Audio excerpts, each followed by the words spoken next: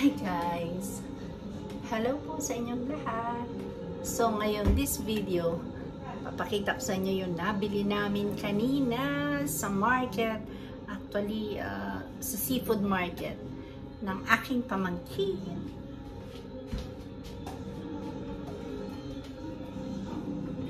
Ayan. Bumili kami ng maliputo. So, magkano ba ang kilo sa Pilipinas ng maliputo ngayon? So, ito ay nabili namin sa halagang $20 a kilo. So, ayan po ha. Gagawin natin dyan, lulutuin natin. For a while, baka meron akong bantay. Ayan o, kanina pa. Umiinom pala. Akala ko gusto mo bumaba. So, ayan. Samahan niyo ako magluto ng maliputo. So, halika na. Tchan-tchanan! So, ito yung maliputo natin. Ayan, lilinisin ko muna syempre. So, ayan siya. Lilinisin natin yung maliputo.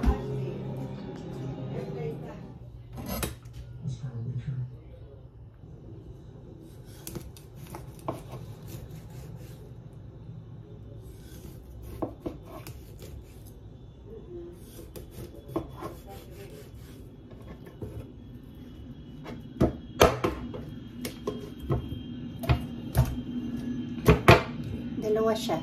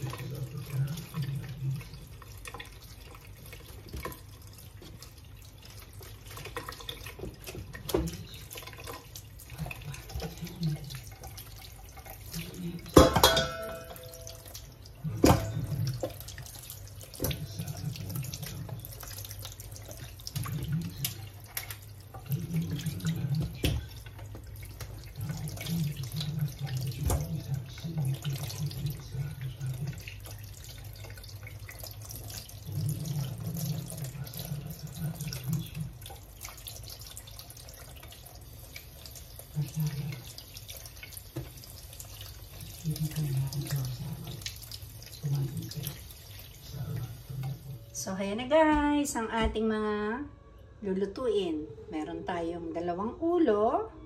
Yung laman, yung mga laman na yan, ay ipiprito ko.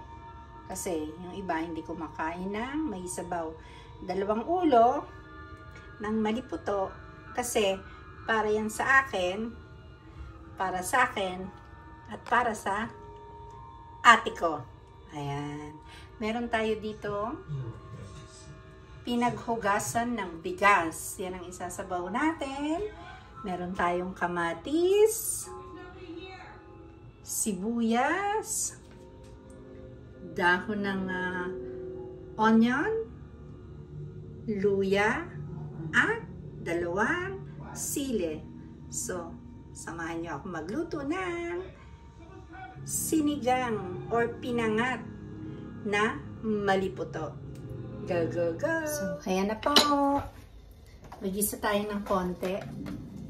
So, gigisa lang natin ng konti yung ating kamatis, sibuyas. Lagyan na natin na konting mantika. So, ayan, mainit na yan siguro, no? Lagyan natin ng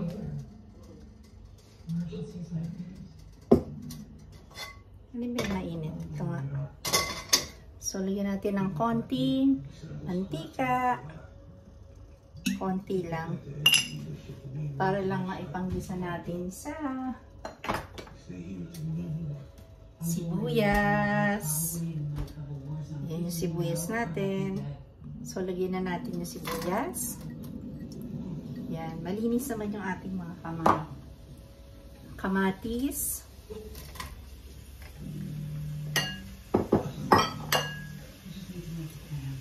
Yung ating luya. So, ayan.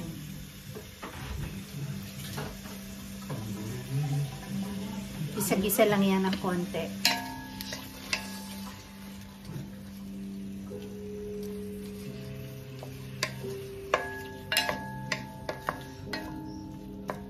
Gisa-gisa ng konti.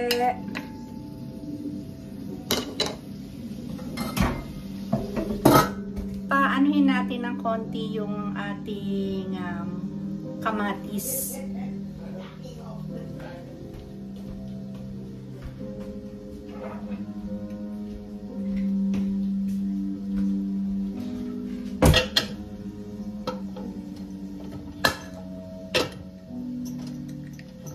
So, kinabit ko yung handle para hindi tayo mahirapan mamaya.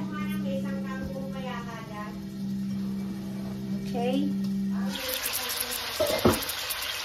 So, ayan. Naririnig nyo na ba?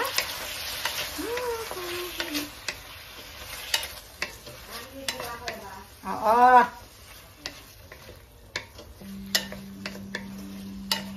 Papakatasin lang natin ng konti yung kamatis.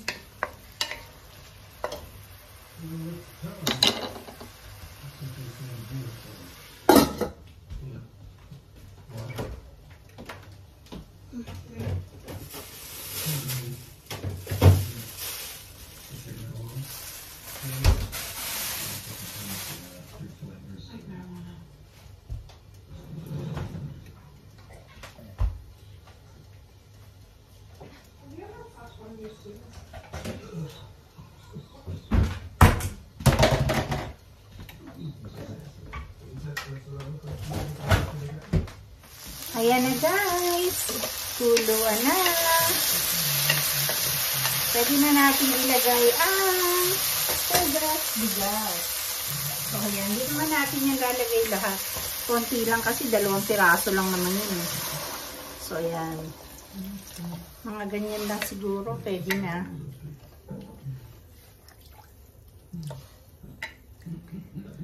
Kasi 2 piraso lang yung ating ulam. So, ayan.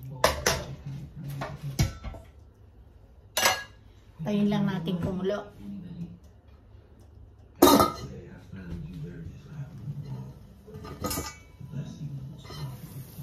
Kuluan na.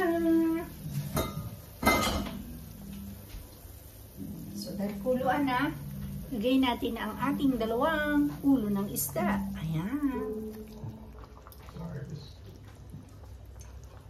Takpan ulit natin.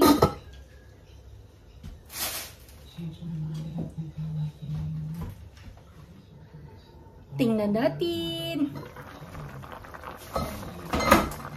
Ayan, kuluan na. So, lagyan lang natin siya ng konti asin. So, ayan, konti lang pong asin para hindi siya maalat. Tapos, lagyan natin ng sinigang sa sampalok. Konti lang. Ayan. Kasi yung sinigang sa sampalok, medyo maalat na rin yun eh. So, ayan. Para hindi masyado maasim. At ang gusto ng ate ko, lagyan natin ng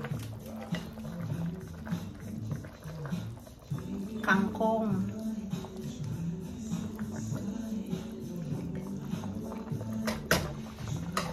So, ayan yung ating dahon ng kangkong.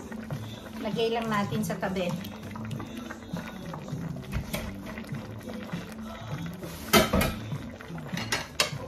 Takpan ulit natin.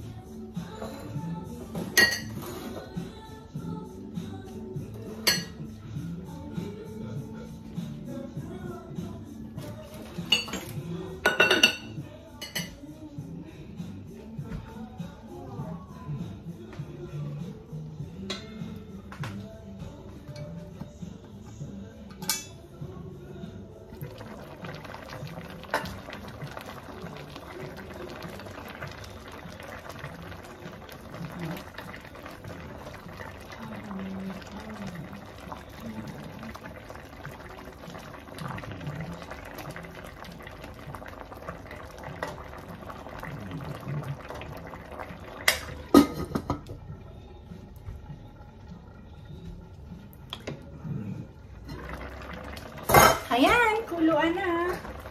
At lagyan natin ng sili. Siguro isa lang, baka umanghang, no? Isang sili. At yung dahon ng sibuyas. Lagay na natin. Ito po ang sekreto ni Isa lang sana niluto mo. Pinay Ate. Ito po, meron akong fresh bawang. So, inilalagay ko yan pag malapit ng maluto. Tapos, isang kulo lang. Tama na yung muna iluto yan. Kasi hindi yan kakain sila. So, ayan.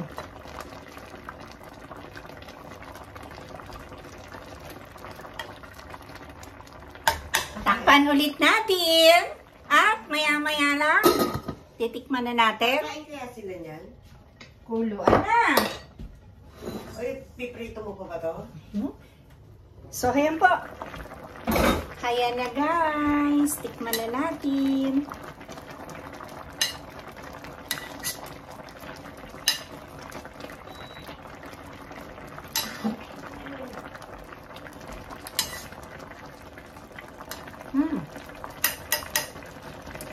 Tikman natin. Yes, ang sarap. So, okay na. Luto na ang ating sinigang na maliputo. Go, go, go. Mamaya, kain na tayo.